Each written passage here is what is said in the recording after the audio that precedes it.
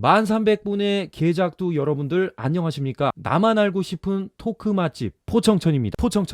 제 마이크 음질이 굉장히 좋아지지 않았습니까?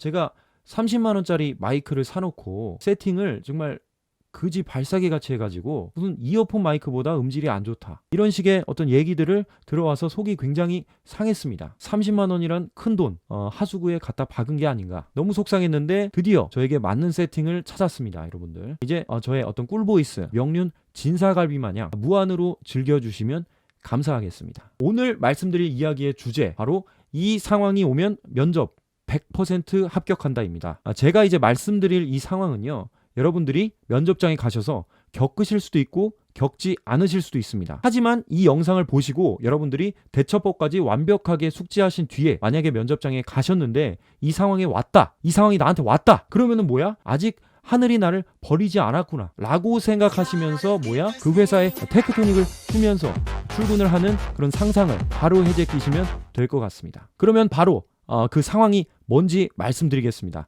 요거는 제가 실제로 실화로 겪은 상황인데요. 그게 어떤 상황이었냐면, 면접관님께서 질문을 이렇게 하신 겁니다. 자, 질문은 제가 저희 회사 정보가 있을 수도 있기 때문에 살짝 각색을 했습니다. 자, 면접관님이 이렇게 물어봤습니다. 가장 좋아하는 유튜브 채널이 뭐고 그 중에서 혹시 제일 인상 깊게 본 컨텐츠가 있습니까? 라고 물어봤어요. 자, 근데 첫 번째 면접자가 대답을 이렇게 한 겁니다. 네, 제가 가장 인상 깊게 본 컨텐츠는 바로 이런 컨텐츠입니다. 그 이유는 어쩌고 저쩌고 였습니다. 자, 여기에서 무슨 문제가 발생했습니까? 면접관님은 분명히 뭘 물어봤어요? 가장 좋아하는 유튜브 채널하고 그 중에서 뭘 가장 인상 깊게 봤는지, 그걸 물어봤죠. 근데 이 면접자가 그 두 개의 질문 중에 하나만 대답을 한 겁니다. 자, 이 면접자가 이렇게 대답을 한 이유는 추론을 해보자면 크게 두 가지가 있을 수가 있겠죠. 첫 번째는 긴장을 해서 첫 번째 질문을 놓쳤거나, 두 번째는 내가 이런 컨텐츠를 좋아한다 라고 말을 했을 때 어떤 유튜브 채널에 대한 정보가 담겨 있기 때문에 답변 한 개로 질문 두 개를 퉁칠 수 있겠다 라고 판단을 해서 그렇게 대답을 한 걸 겁니다. 결론부터 말씀드리면 둘 다 틀렸습니다. 질문을 분명히 두 가지를 질문했기 때문에 확실하게 두 개를 다 답변을 하고 넘어가야 되는 부분인 겁니다. 자, 근데 여러분들 여기서 중요합니다. 제가 그때 대답 순서가 네 번째였습니다. 근데 두 번째, 세 번째 면접자도요, 최면 걸린 것처럼 앞 사람이 대답했던 그대로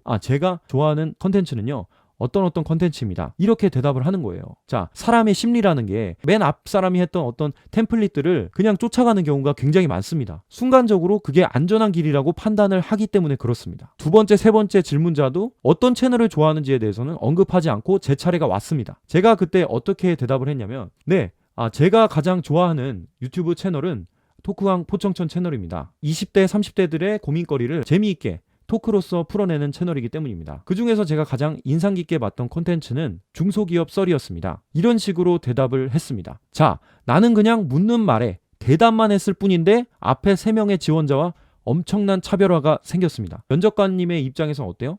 얘가 내가 한 질문을 놓치지 않고 꼼꼼하게 남의 말을 경청할 줄 알고 대화를 할 줄 아는 친구구나 라고 생각을 할 수 있는 겁니다. 제가 이제 모의 면접을 할 당시에 면접관의 입장에서 똑같이 이걸 겪어봤습니다. 두 개를 물어봤는데 지원자가 하나만 대답하는 거야. 그리고 그 뒤에 애들도 최면 걸린 것처럼 계속 하나만 대답해. 그러다가 갑자기 이거를 싹 바로잡는 친구가 나옵니다. 굉장히 그 친구가 달라 보이고 뽑고 싶다라는 마음이 들었었습니다. 저는 면접을 준비할 때 모의 면접을 굉장히 많이 하는 스타일인데 이런 경우가 정말 심심치 않게 나왔습니다. 그리고 제가 실제로 봤던 면접에서도 제가 마지막 순서였는데 저한테 이런 기회가 와서 제가 그걸 이용을 했죠. 그럼 마지막 순서가 아니면 어떡하냐? 뭐 두 번째든 세 번째든 어쨌든 앞 사람이 잘못한 거에 대해서 바로 잡을 수만 있다면, 물론 마지막 순서인 게 어떤 극적으로 가장 좋겠죠. 내가 이걸 바로 잡았을 때 뒤에서 따라할 사람들도 없고 뭔가 이게 흐름상 애들이 내 말을 무시하나? 라고 첫 번째, 두 번째, 세 번째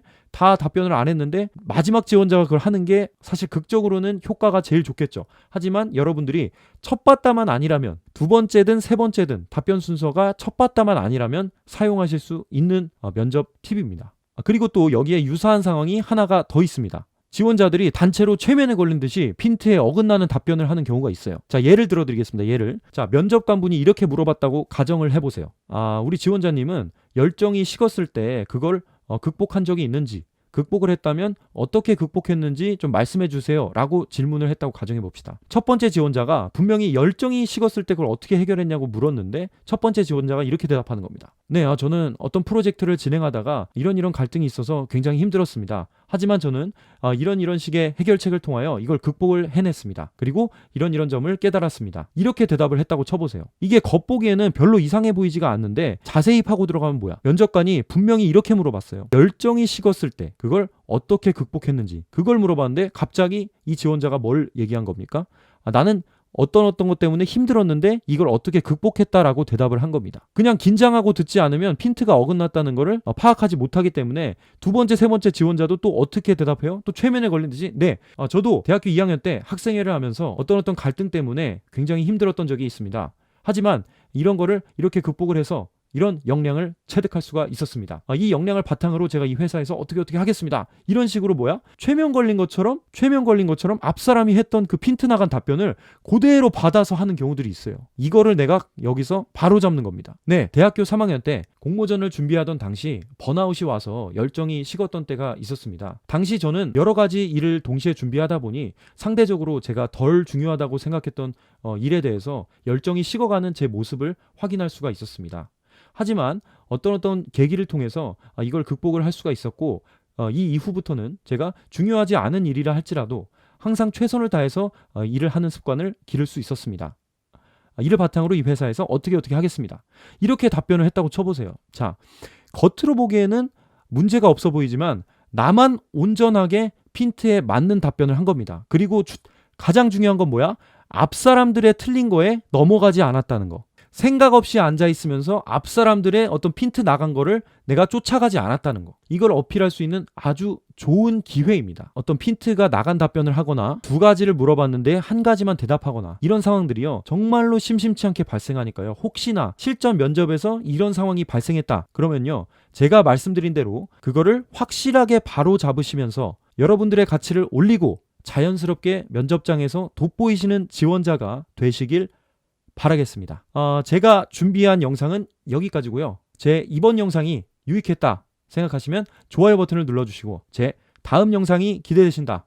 구독하기 버튼을 눌러주시면 감사하겠습니다. 저는 20대, 30대 여러분들의 어떤 취업 팁이나 관심사들을 이야기하는 토크 유튜버, 토크 맛집 포청천이었습니다. 감사합니다.